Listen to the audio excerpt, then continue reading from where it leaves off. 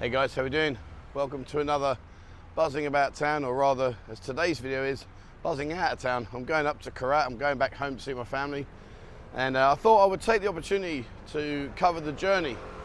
Normally I wouldn't go this way, but today I'm going to go on the bus, the route all the way through Khao Mountain into the city centre, and then I'm going to get the tuk-tuk to take me up to my village.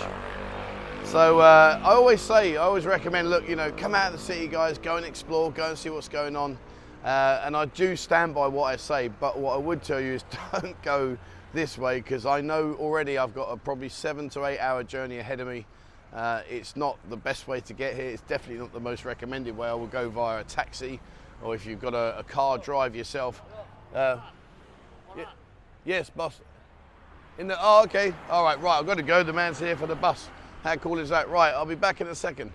Just to let you see where I am. Let's spin the camera around. Right, that's where we are. We're at the junction of Pattaya, Klang, and on Sukhumvit Road. Oh, let's get me bags. Look at that. And make sure you get a neck brace, because it's going to be emotional. But here we are down here, the restaurant, people eating. Thank you, boss. Copper Mark. Thank you. Cap on. And there's the bus to take me to Korat. Journey's about 6-7 hours, and then the cost. I think the cost is about 520 baht, something close to that anyway. But what I'll do is I'll just journey certain points as we go along, and just show you what's going on. So, right, let's just. We are nearly there. This is the bus. Okay, cab copper Mark. He's telling me this is the bus to Korat. There we go. There, my chariot awaits. Right, let's get the journey ahead going, and I will be back. All right, so I've got my seat. Now listen, when you do go to the bus, if you do go on the bus, I would suggest try get yourself the front seat. Just ask the driver, it's no extra. I paid the bill, it's 400 baht to go from here up to Korat. But like I say, try and get the front seat, because you get a little bit more space, and you can see there. And if you go into the back here, it can be a little bit ropey. Let me show you. You are crammed in like sardines. And this one holds 1, 2, 3, 4, 5, 6, 7, 8, 9, 10. This is a 13-seater. And the journey's going to take me, I say, roughly about 6-7 hours, depending on traffic. So I'll show you bits and pieces as we go. When I get there, I'm going to get the not the songtail, it's what do they call it? Rickshaw. There's a little 3-wheeler, which is quite unique. So I thought, well, let's just cover this off and show you. But like I say, guys, don't put off going to the village. Don't just dismiss it and say, oh, sod that, I'm not doing that. Have a go, guys. Have a go. You'll be pleasantly surprised when you get up there. All right, this journey's not the most desirable method to get there. I've got to be honest with you. If you can afford a taxi from here up to Korat, which is 320 kilometers, works at about 3,500 baht on Bolt. If you get a private hire, maybe a little bit more, about 4,000 baht.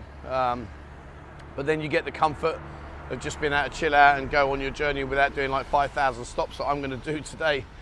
So I would recommend, if you can afford the taxi, do the taxi. Alternatively, if you are going up there, maybe hire a car, maybe take a car and just drive up. It's a very nice route. From here to Korat, it's very, very easy. It literally is just one long straight road, as you're going to see as we do snippets as I drive up. Well, not me, but as we head up there. But yeah, so maybe just hire a car and just keep your wits about you if you're driving. Some of the road conditions are a bit treacherous. That's one of the reasons why, I've got to be honest with you, I've lost the confidence in riding my motorbike up there. There are some seriously big potholes and stuff where these big trucks just churn the road up. And if I get a chance, I will try and video the roads, particularly where I know where there are certain big, they like these big heavy-duty lorries, HGV lorries. They really do plough the road up, and they just don't do nothing about it. So of course, when you're in a motorbike, it's very, very dangerous. And I'll be honest with you, every single time I ride my bike all the way up to Korat, there's always a near miss of some description. So anyway, enough about me waffling on. Let's go check out the journey. Let's go from Pattaya up to Korat via this bad boy. Let's let the journey begin.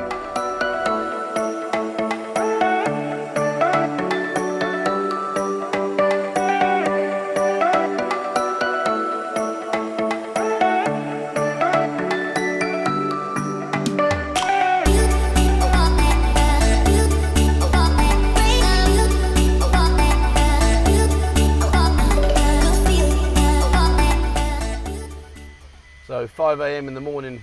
We've just set off. His first port of call is the garage. We're going to fill up. That's what the beeping is, and if you only hear the hissing in the back, they use the that gas thing that they use. I don't actually know how it works, but anyway, they're using that. So yeah, 5 a.m. in the morning. Should be daylight in about another hour and a half. At least then I can show you something and you can see what's going on. But right now I'm here at the good old 7-Eleven, and we're going to head off. I'm the only one in the van. There's no one else stupid enough to do this journey at this time in the morning, which is a bit surreal really, because generally speaking a lot of Thais go home, and I don't know why I'm the only person. Maybe they know something I don't, but anyway. So once it gets a bit more daylight, I will bring to you some more footage, at least that you can see through the mountains and all the rest of it. So bear with me, and we will be in lighter shades of sunlight in the not too distant future.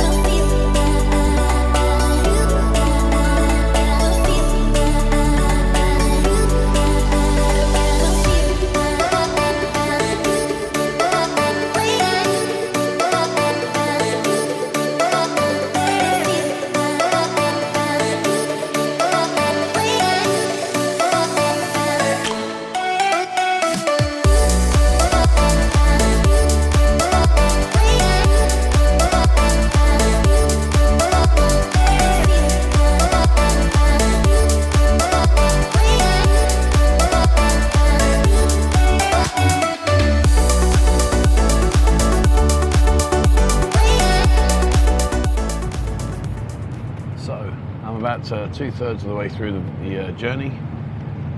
It's been emotional to say the least. Far different to what I was expecting as well, in terms of the fact that literally coming out of the city, heading up towards the main roads leads up to Nakhon. We stopped about every 2 or 3 kilometers to pick people up, and what was really weird was that this is a 14-seater minibus. And at 2 stages of the journey, we had 16 and we had 17 people in it. I chose to sit in the front seat, so luckily I was okay, but they were crammed in the back. And without being disrespectful to my driver, I think he needs to go and get a bit more sleep, because he's a bit wayward on these roads and ducking and diving. But anyway, it is what it is. You know, it's 400 baht, it's nothing. We had to stop earlier on just at the 7-Eleven to go and have a toilet break and get some refreshments if that's what you needed. And up over the Khao Yai mountain, it's a shame that they don't, well, I know they can't, but it would be nice if they could create some viewpoints, because the views are absolutely stunning. You can see for miles and miles, but unfortunately there's too many trees and stuff in the way, so you don't get the opportunity to see them and see the actual view for it's you know how it really does look. It's miles, you see for miles and miles. But once you get up to the top of the mountain, we're going to head down now into the outskirts of Nakhon, and then we're going to head into the Korat city centre. And then I've got the journey of getting the little tuk-tuk to take me back to my village, which I'll show you in a bit. So yeah, I mean, at the end of the day, what did we know? Well, so we got on at 5, so we were about 3.5 hours into the journey. In terms of like tiredness and like body strain, it's been okay, it's not a problem. You know, you're sitting down. If you pick the front seat, you get a bit more leg room than if you're sitting in the back. So yeah, not too bad at all. All right, so let's head over. I'll just keep doing a bit more video until I show you the scenes while we're getting into the main city centre. And then once we get there, I'll explain a bit about the centre, and we'll jump on the tuk-tuk and head out into the wilderness. All right, guys, I'll speak to you back in a bit.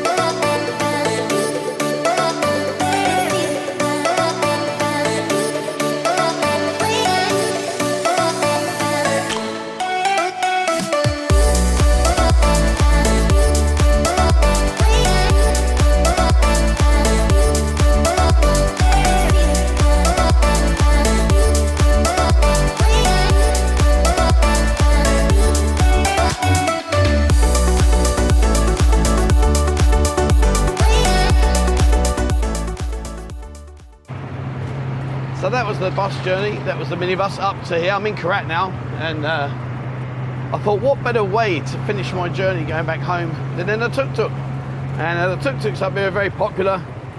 We don't really have a BART bus system as such, not like you're used to in Pattaya. Very, very different up here. It's mainly motorcycle taxis and tuk-tuks, and obviously you got the normal taxis. So to give you an idea on price, I'm about 15-16 kilometers outside of the Korat, and the price for me to go here in a tuk-tuk is a measly 300 baht. I guess if you used to go on a bulk taxi back in the city in Pattaya, then it would be a lot more, but this is a tuk-tuk in case you're not sure what I'm on about. There you are, that's a tuk-tuk. And there are literally loads of them. It's like a motorbike with two wheels at the back and a little side pan and everything. So going back to the journey, would I recommend it? I think I would say to you, definitely worth doing once. Truthfully, I won't repeat that journey, not because I didn't enjoy it, but because I personally prefer to sit in a taxi or ride my bike if the roads improve. But I like just to sit in the taxi and do my work while the driver gets me back home to my family. But certainly in terms of for an experience, you know, things to be prepared for is, number one, he is going to stop many, many times. It's not like well, I don't know actually whether in the UK whether you press a button and you just stop at random places, but they can stop here anywhere. They'll be riding down the road and they'll just say, "Oh boss, can you stop here for me please?" And they'll just pull over on the side there, and no problem whatsoever. In terms of Korat, I can't really show you a lot really. I suppose if I turn around, hang on, I'll spin this round. So there you go, I don't know how good you can see that, but this is Korat. It's a big city. It's the second biggest city in Thailand as far as I'm aware. And they've got a really nice vibe. I will go into the city whilst I'm home here and showcase what goes on. There's not really a lot. I'm going to put the camera out. There's big schools here, big universities. Huge shopping mall. They got the Terminal 21. They got a big mall that they used to have here before the Terminal 21 came on board. And oh my good lord, I think he's going to kill us. And we go, Jesus. So in regards to the time, so I left at 5 o'clock this morning. So I was up at 4, had a cup of coffee, answered my emails, showered everything, got my bags ready, and then I left at 5 o'clock. The bus set off at 5, and right now, Jesus, I think he's going to. Anyway, hang on, let me just get my phone out. So now it's 10:35. So you're talking 5.5 hours, which isn't that bad. I mean, an actual taxi will take you about 4 hours. On my motorbike, it will take about 3 hours.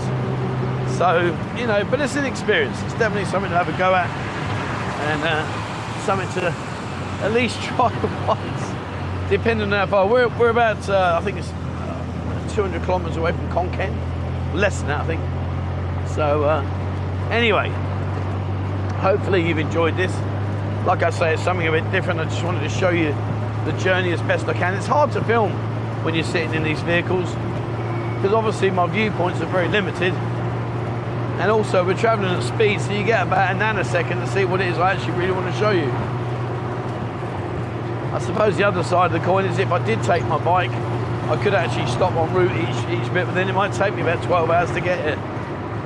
And 12 hours to make a video that will last 20 minutes. I'm not sure that's the way. Now down here, straight down there, look down there, right down that road, I will go down that. I will do a video for it. It's a beautiful temple, really, really beautiful, and I will show you that. Oh, it's a bit bumpy in here. Let me know.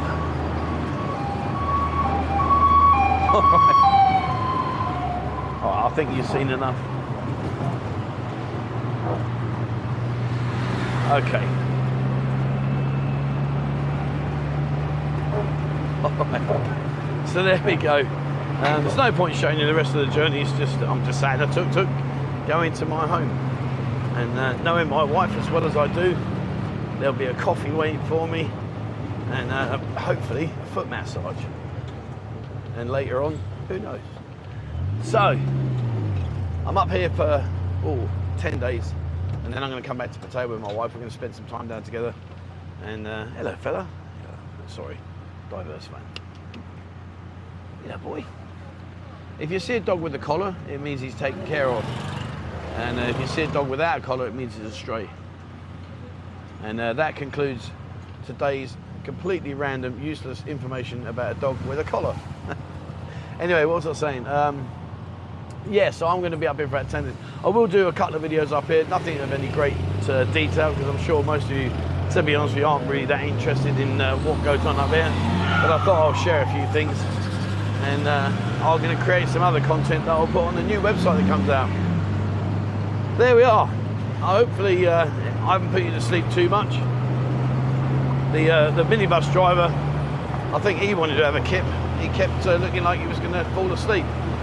And worst of it was, he was doing his messages on his phone and drifting right towards the centre. And I was like, oh man, please, please, please, please. But anyway, we live to tell the tale. All right, so there we go. That's it for me today. I hope you've enjoyed this. And please, as always, remember, hit the subscribe button and also the bell icon if you'd like to be notified when I bring out another video. Have a look on Discord, and our new members area on our website will be coming out soon. Check it out. Watch this space. And if you'd like to support the channel, there is a link in the description below. Have a look at that for me. All right, guys, it's a bit bumpy, it's a bit juddery, and my chins are going to knock me out in a minute. Flipping hell. I'm getting the ripple effect on my chins. That's it for me today, guys. Thank you so much for watching, and please, as always, wherever you are in the world, stay safe.